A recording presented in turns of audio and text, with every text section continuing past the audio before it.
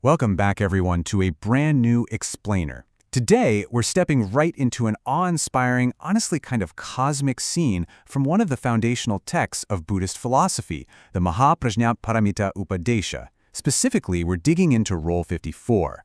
Now, I want you to picture this. The Buddha is radiating a light that is so profoundly brilliant, it literally outshines the collective glow of countless heavenly gods and deities gathered around him. It's this moment of pure, staggering vastness, and it sets the stage for a teaching that is going to completely dismantle how we view reality. Let's explore what this fascinating text has to reveal. Okay, let's dive into this. We're going to break down this profound metaphysics step by step. First up, the light of wisdom, followed by the disease of attachment. Then we'll navigate the path of non-abiding, figure out why reality is an illusion, and wrap it all up with the ultimate paradox. Section 1. The Light of Wisdom, the Cosmic Gathering. As our source text opens, we've got countless heavenly beings, massive crowds of celestial deities, and grand kings of the heavens, like Indra, all gathered together to listen to a revered disciple named Subhuti teach the profound truth of wisdom. And right out of the gate, what's really interesting is how the text uses a striking contrast to prove a major philosophical point. See, these deities have incredible karma, their bodies physically glow, but when you place them next to the Buddha, their heavenly light is described as a faint, burned, blackened wick. Seriously, a burnt-out wick. Meanwhile, the Buddha's light is like pure, brilliant gold. It just visualizes the sheer scale of the Buddha's wisdom, dwarfing the highest gods. It proves that even the most incredible heavenly achievements are honestly nothing compared to grasping the ultimate nature of reality. So, what exactly is that ultimate truth? Well, it's called Prajnaparamita. This is the core subject Subhuti is about to teach these awestruck gods, and it translates to the perfection of wisdom. Basically, it's the realization that everything we see, feel, and experience is fundamentally empty and unobtainable. Section 2. The disease of attachment. Deconstructing reality. To actually get us to that perfection of wisdom, the text has to completely shatter our ordinary day-to-day human experience. In Buddhist thought, our entire experience is made up of the 5 aggregates, things like our physical form, our feelings, and our consciousness. And the text leans heavily into these intensely visceral metaphors to explain how clinging to these aggregates causes deep fear and suffering. Grasping onto our physical bodies and our thoughts is described as being like a festering ulcer, or even more intensely, like an arrow stuck deep, deep in the body. I mean, think about it. If you walk around with an arrow in your chest, you're going to be in a constant state of pain, vulnerability, and terror, right? That is exactly what ordinary existence feels like when we're attached to things that are impermanent. So what's the cure for this disease? Well, Subhuti teaches that we have to apply Prajnaparamita, that perfection of wisdom. Instead of grasping, we have to observe all these aggregates as empty and unobtainable. You look at the world, you look at your own body and mind, and you realize you cannot actually possess any of it. And by simply not trying to obtain the unobtainable, the suffering begins to vanish.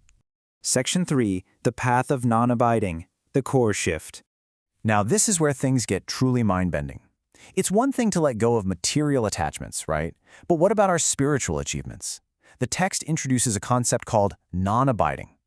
The core instruction is that a seeker of truth must not dwell on, attach to, or seek to obtain any phenomena whatsoever. And yes, that includes your own spiritual goals. Even as we strive for goodness and compassion, we absolutely cannot become attached to the idea of enlightenment itself. And the way they lay this out brilliantly illustrates just how absolute this philosophy really is.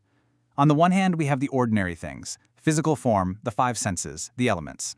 It completely makes sense not to be attached to those. But think about what falls under the sacred category. The 6 perfections, the stages of enlightenment, Buddhahood itself. Absolutely nothing is exempt from this rule.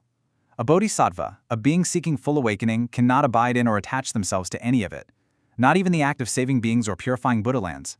Subhuti is completely shattering the spiritual ego here. You can't even hold on to the thought, I will attain Buddhahood. Why? Well, because then you're treating it as an object to be obtained, like a prize to be won. And as we just learned, all things, even the most profoundly sacred things, are fundamentally unobtainable. Section 4. Reality as an Illusion, the Surreal Climax. Okay, if you're feeling a bit untethered right now, trust me, you are not alone. The heavenly deities listening to Subhutis start feeling exactly the same way.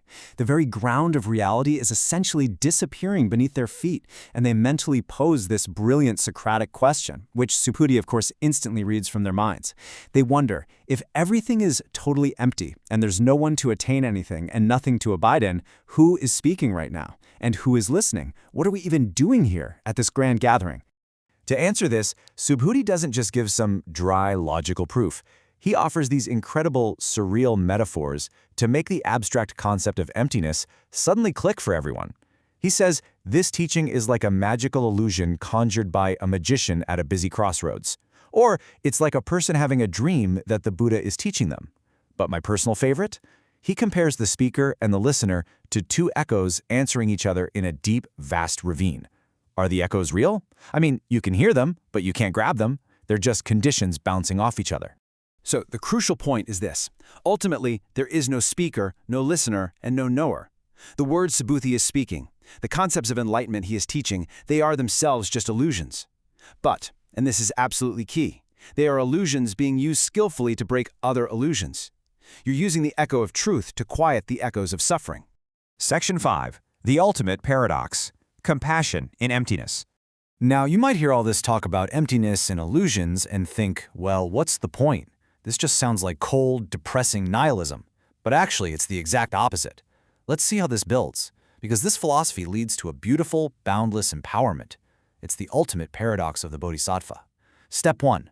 You practice immense, tireless compassion and all the perfections of character. Step 2. You advance diligently through the spiritual stages. But step 3.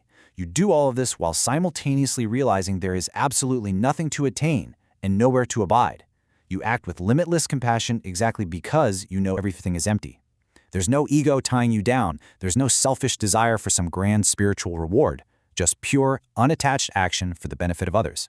Another incredibly wise disciple in the crowd, Shariputra, finally grasps this teaching and utters this profound realization. To exist perfectly in this world, to be truly free, a bodhisattva must abide in non-abiding.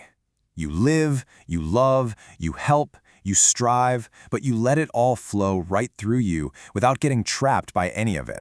It is a breathtaking way to view our existence, isn't it?